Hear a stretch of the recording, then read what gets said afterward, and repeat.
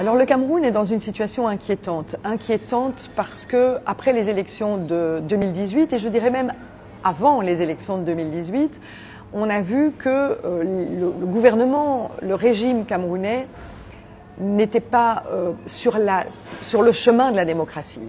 Et donc la manière dont les choses se sont passées ont été plutôt une organisation pour maintenir le pouvoir en place, plutôt qu'une réelle élection qui donnait la possibilité aux Camerounais d'exprimer leur volonté, tout simplement. Et au fur et à mesure, depuis l'élection de 2018, on a vu une dérive qui s'est organisée au Cameroun. Alors, le gouvernement camerounais l'a justifié pour des raisons de sécurité, et c'est vrai que c'est une région qui, avec Boko Haram, voit effectivement des situations d'insécurité qui s'installent. Mais on a eu l'impression que le Cameroun a pris le prétexte de cette situation-là pour dériver vers la force et vers la violence envers tout qui était critique du gouvernement actuel. Et donc nous avons lancé un certain nombre de messages de par le Parlement européen, parce que nous sommes partenaires du Cameroun, que ce soit par le biais de l'aide au développement ou que ce soit par le biais de l'échange économique entre l'Union et le Cameroun. Donc un certain nombre de messages ont été lancés, mais sans succès.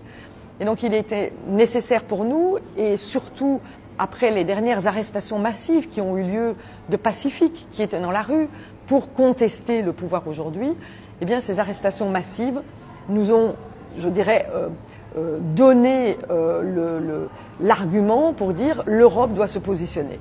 Et donc ce que nous avons fait une résolution d'urgence qui demande clairement au Cameroun de revenir à la raison, c'est-à-dire d'engager un dialogue ouvert avec les opposants, d'une part, mais aussi de garantir un espace démocratique pour la presse, pour la justice, qui permette qu'il n'y ait pas d'impunité par rapport à des systèmes de violence, et que ce dialogue entre anglophones et francophones puisse aussi avoir lieu, parce que si vous ne répondez pas aux attentes d'une partie de la population, eh bien, le seul résultat, c'est que cette population se crispe. Et donc, si vous n'engagez pas le dialogue, vous ne pouvez générer que la crispation. Donc, nous avons fait cette résolution d'urgence à la dernière session plénière à Strasbourg. Et la réponse du Cameroun a été particulière, dans la mesure où, plutôt que d'engager le dialogue avec l'Europe en disant effectivement il y a des situations qui sont difficiles à gérer à l'intérieur du Cameroun, eh bien le Cameroun a plutôt attaqué la position européenne en justifiant toutes les actions qui sont aujourd'hui menées au Cameroun et qui, à mon sens, au sens du Parlement européen, parce que tous les groupes politiques ont pris cette position, donc ce n'est pas un groupe politique ou un autre, tous les groupes politiques démocratiques ont pris la même position, c'est-à-dire demander au Cameroun qu'ils engagent un dialogue avec les différentes parties prenantes de la société civile camerounaise.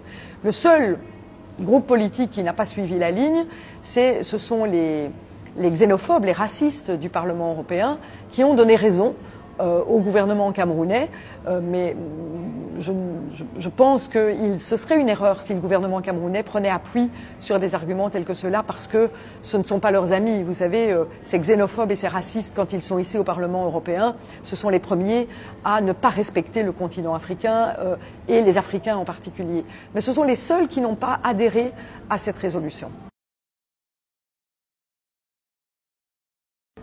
Alors c'est toujours le narratif, vous savez, quand un pays, quand un régime est critiqué, c'est souvent ce qu'il invoque, c'est l'ingérence, le post-colonialisme. Ce n'est pas l'objectif de cette résolution. L'objectif de cette résolution, c'est que les droits de l'homme ne sont pas à géométrie variable. Ces droits de l'homme, ils doivent, quand on est un partenaire, ils doivent en tout cas faire l'objet d'une amélioration, d'aller vers du mieux, et non pas le contraire.